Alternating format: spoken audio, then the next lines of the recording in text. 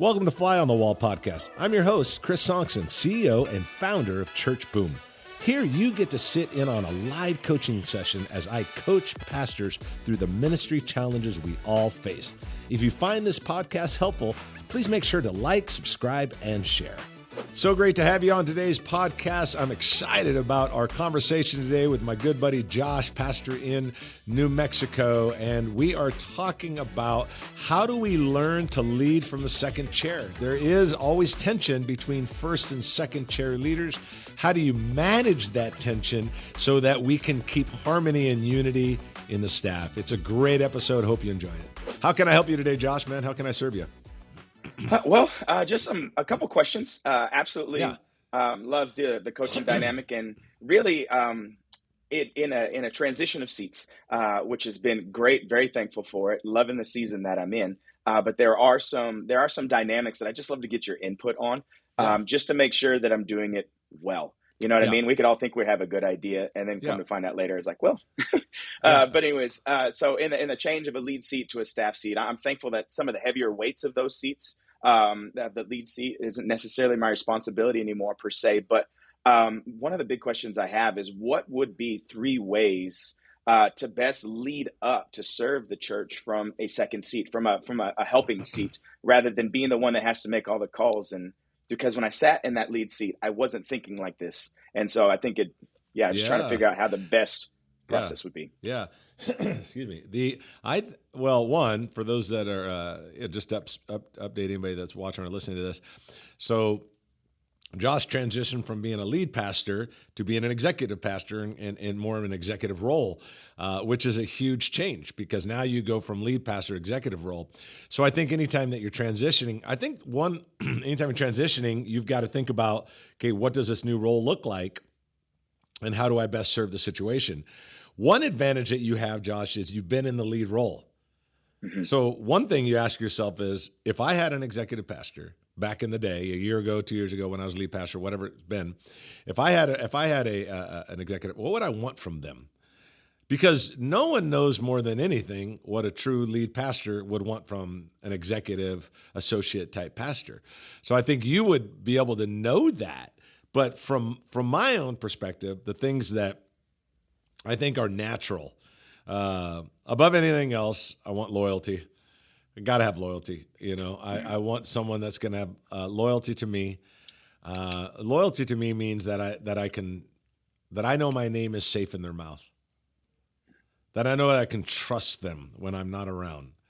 That I know that not only are they not going to say anything negative, they're not even going to entertain the idea or even give the idea. Because I think we can give nonverbal cues for being negative. So someone says, hey, what do you think of Pastor so-and-so? And you're like, well, I mean, I think he's a good guy. It's like you did all this stuff and it's like, yeah, you just told the person you got a problem, but you didn't say it, but you nonverbal cued it. And I think that loyalty has to go verbal and nonverbal. Because I think people say, well, I didn't say anything. Yeah, but you definitely made it very clear that you were not being loyal. I think that you have to do more than just, I think you've heard me say this before. Faithfulness says I won't say anything bad about you. Loyalty says I won't let anybody else say anything bad about you. And I think that's loyalty, but it's verbal and the nonverbal cues. Secondly is making sure that you are 100% supporting their vision. And it's not just a vision of, hey, we're going to build a building or something like that. It's hey, this is our style. This is our culture. We're verse by verse. We're not verse by verse. We're topical. We do a lot for the homeless. We don't do as much for the homeless. We do this. We feel called to do this. We feel called to do that. We think this is our role in the city. Whatever it is. Because here's what I always say. When you're a second chair leader and you have first chair responsibilities, that creates tension because you have an opinion that's different than the leader. You have an idea that's different than a leader. You are stronger in certain areas that the leader isn't stronger in. And that natural feel creates a tension that happens between the first and second chair. You're a second chair leader with first chair responsibilities. And here's the thing about you, because you've been a lead pastor before, you're not only a second chair leader with first chair responsibilities, you're a second chair leader with first chair abilities. Not just responsibilities, abilities. And it creates a natural tension. And you have to manage that tension, not only in the loyalty, but in the vision. More than one vision always creates division. So you have to be loyal in the not only to the person, but to the vision. If they feel, hey, I'm going to be like this or we're going to be like that, even though you have an opinion, you can voice that opinion privately, but you cannot voice it publicly. I always, you've probably heard it before, but loyalty publicly gives you leverage privately. Loyalty publicly will give you leverage privately. So be loyal, but not just loyal as the person. You're not going to say anything bad. You're going to protect them, but their vision as well, because you're going to have a different opinion. Their weakness is going to be your strength. Their idea is going to be different than your idea. Your direction will be different. Their direction will be different than your direction. That's first and second chair tension. But you can't give into that tension, man. You've got to sell to that vision. And then, thirdly, man, you've got to do everything you can to help push that ministry forward. You are not the visionary. You are the designer and developer. You're not the creator as much as you are the implementer. And it might not be your strength. It might not be the biggest strength you have, or you might be stronger in certain areas, but you got to figure out, how do I take what's in the pastor's heart and make it reality? So there's always ideation and implementation. You are not so much on ideation anymore because you're not in the first chair. You're more on implementation because you're in the second chair. So now you have to add value to that implementation part. And you've got to bring implementation to things. So, man, I want people that are loyal. I want people that are going to get behind the vision, even if it's different than the way they see it. And I want high implementers, people that just are going to get it done, even though it may not be their vision. They know how to get it done. They're going to carry out the vision of someone else. And that's a hard thing to do. But I think that's the level of that second chair. And again, your tension, second chair abilities, second chair responsibilities, or I'm sorry, you are a second chair leader, but you have first chair responsibilities and you have first chair abilities. Right. It creates a tension. And I'm thankful for that. And it's interesting you mentioned the tension dynamic, because I was trying to figure that out, as actually another one of the questions I had for you is in balancing that tension. Would you say that it's best to not really, like, if there's vision or a possibility of another direction, always a behind closed doors dynamic, in the sense of like not voicing another idea in front of the rest of the team, to have those conversations one-on-one to make sure that we don't create any division? Because last thing I'd want to do is help a staff go like, well, I like his idea better than his idea. Should it always be closed door dynamic or behind doors? I wouldn't say it's always closed door. I think you have to watch your heart. You got to watch your attitude. You got to watch timing. I think there's wisdom there. In theory and in practicality, this is a great lesson. Choose yes and over this idea of either or. Choose yes and, not either or. Good. Okay, here's an idea. Yeah, that's a great idea, Pastor. And what if we did it this way? And what if we tweaked it this way? And what if we added this to it? So you're taking his idea, yes and. Mm-hmm. I think great leaders choose yes and, not either or. Yes and is good idea. Let me add to that. Good idea. What if we did it this way? Good idea. Oh, that's great. What if we publicly? Either or is, okay, that's your idea. Let me tell you my idea. Now you have everybody on the team going either or.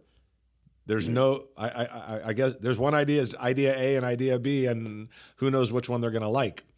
I think you can have some private talks of either or, but public talks need to lean more towards yes and.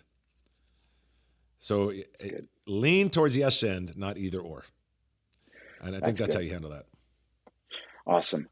So with that, being empowered to do ministry and run with it, what would be what would be the most important things you believe would be to communicate up to the senior leader? Because I know we need to, like, they need to do their own thing. They have their own responsibilities. What would be the best thing that just make sure he knows X, Y, and Z? What's the top of the list that you would request to know from your second seat? Yeah, yeah. Well, one, I don't want to know everything. Right? Yeah, I'm not really. You don't need to tell me everything. Otherwise, you're going to give me detail fatigue, and you do not want to get detail fatigue. Right. You do not want to get wrapped up in that. I think there's a good balance there, and I think you have to find that, because I think every leader's different. Some leaders really want to know more about this. Some leaders want to know more about that. There's some parameters that I feel like are important. One, the information that you have in your head as a second chair leader, going to that first chair leader, the information you have, is it potentially damaging to our future? I want to know about that. If it's damaging to our future, I want to know about it. By me leaning in on it, can I help resolve this problem, or can you resolve it on your own? Do you need me to help you lean in on it? Or is it something, I got this, you don't even need to know about it? So I'm looking at, if it's damaging, I want to know about it. If it's something that you feel that we need to collaborate on to solve because it's a pretty decent sized problem, then I want to know about that. If it's a smaller problem, don't want to know about it.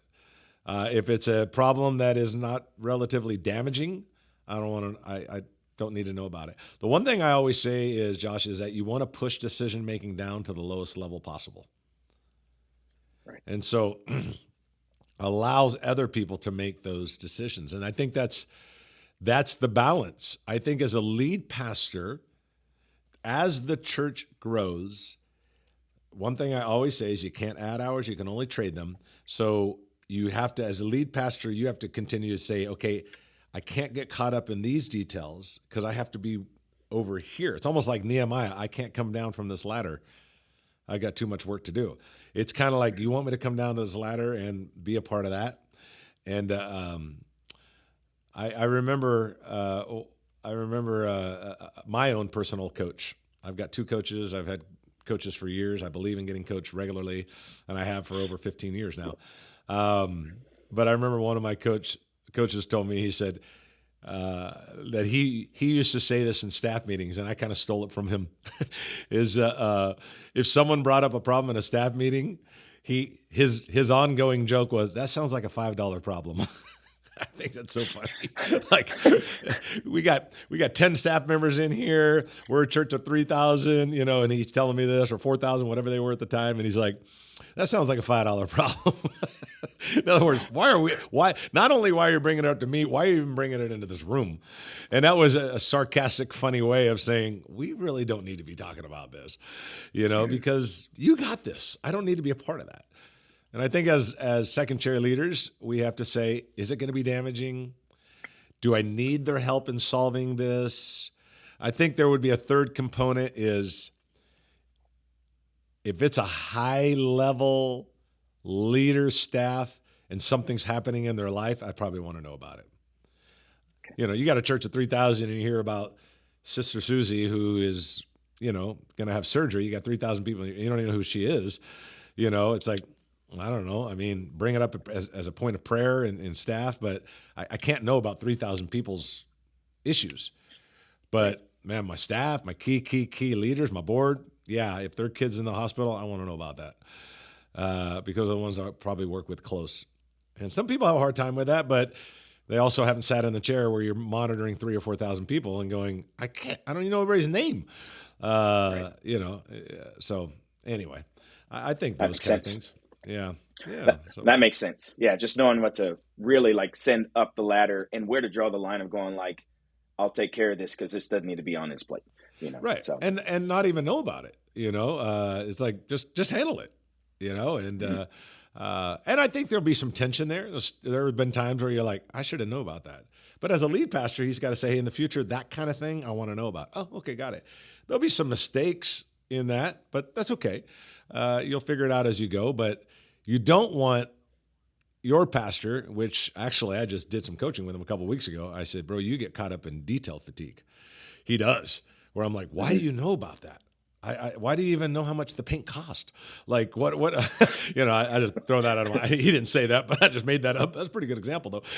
It was dead Yeah. on. And he probably does. And I'm like, what do you know about that for? You should know about that. And he was like, you're right. You're so right. I go, you're in detail fatigue.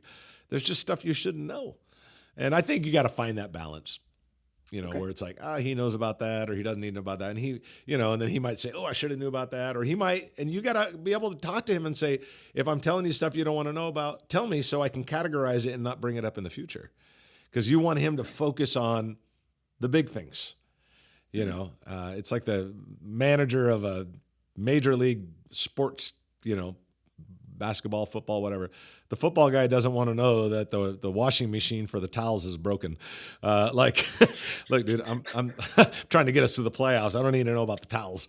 And again, a weird example, but it's like at some level you want to know, but there's a lot of things that guy doesn't need to know about because there's just too many other things he needs to focus on. So I don't know. Anyway. So good. Yeah. Oh, that makes great sense. Okay. So in that, just trying to ebb and flow of that. How do you stay healthy when, I know moving from the lead seat, you had to wear multiple hats. It's just reality of it. It was a smaller church, so you wore almost all the hats. So transitioning out of that, but how do you stay healthy wearing multiple hats when, like, for my example, and I'm sure others can kind of associate themselves with it, but like the hats seem to change. You know what I mean? It's just like, and it's like a constant state of change of just going like to really get to a place maybe where you haven't been able to dial something in, or you do dial something in. It's like, cool, that's working. Now let's change over here. So what's the best way to stay healthy and keep proper communication, keep proper alignment if the hat continues to need to change? Because I recognize we grow a little bit more, my hat's going to need to change again. Right. And so like, how do you balance that out? Yeah, that's great. Great question. It is a balance. I think there's a couple dynamics in the church because I coach you guys on a regular basis. There's a couple dynamics. One, you do have a growing church. That's a dynamic. Not every church is growing. Matter of fact, 84% of all churches are in plateau or decline. So you're in the top 16% of churches that are actually growing. Okay, that's a good thing. But it does create a tension. Secondly, as you're growing, you're adding a couple of team members and you're starting to realize like, okay, wait a minute. Okay, I need to start doing this. We just had a meeting a couple of weeks ago where I'm like, okay, I said to you, we got to shift you over here. I think that there's a growing dynamic that creates it, and there's finding people's sweet spot that create it. So it's like he's better over here than he is here. So why leave him over there? So there is a couple I think dynamics that you're dealing with. Growing is one, finding sweet spots, realizing that person's actually better over here than they are over here. And that's an okay thing. There's certain areas you do not want to put me in charge of worship. I can't sing. Don't have me take care of the children. I'll just put them out on the freeway and say, whoever dodges the cars wins. And, I don't know anything about children's department. So don't put me there. We all have that. We all have things we're good at and things we're not. But I do think that there has to be a fast, fluid, and flexible mentality with the team. If you guys are moving pretty good and growing pretty good, you got to be fast, fluid, and flexible right now. Like, okay, that's going to change. In 6 months, 3 months, it might change again. And that's okay. I do think that continual open communication with the top team levels, the pastor, maybe one or two other associates, you got to communicate with, okay, I'm doing in this lane. I feel really good about it. I'm thriving. You're doing good in that lane. And I think there has to be open dialogue with each other of, hey, I feel like I'm thriving in this lane, but I don't think I'm thriving so much in this lane. Okay.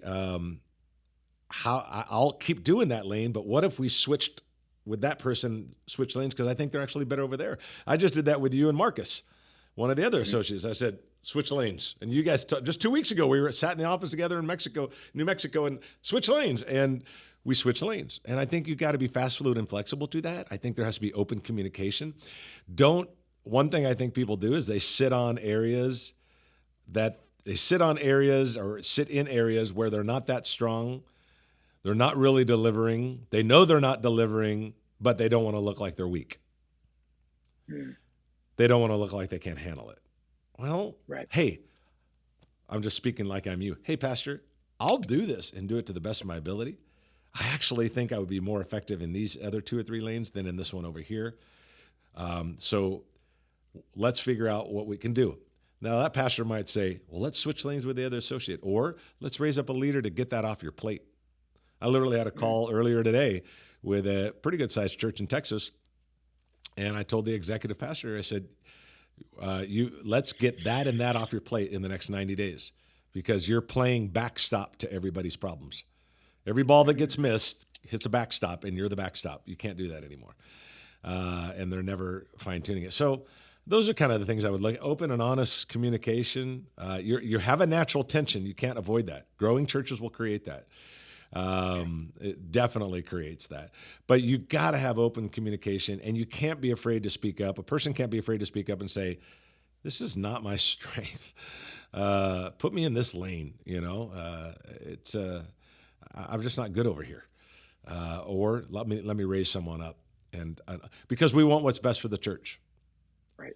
And our silence and need to appear stronger than we really are actually hurts the church and hurts the growth of the church, which hurts the kingdom, which is kind of a big thing.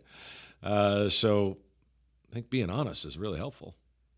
Yeah. Right. No, that makes complete sense. So just having the conversation, and I guess there will be times that we're just, for a season, you're going to have to do something you don't want to do, which actually should serve as a good reminder to train somebody to do it, I guess.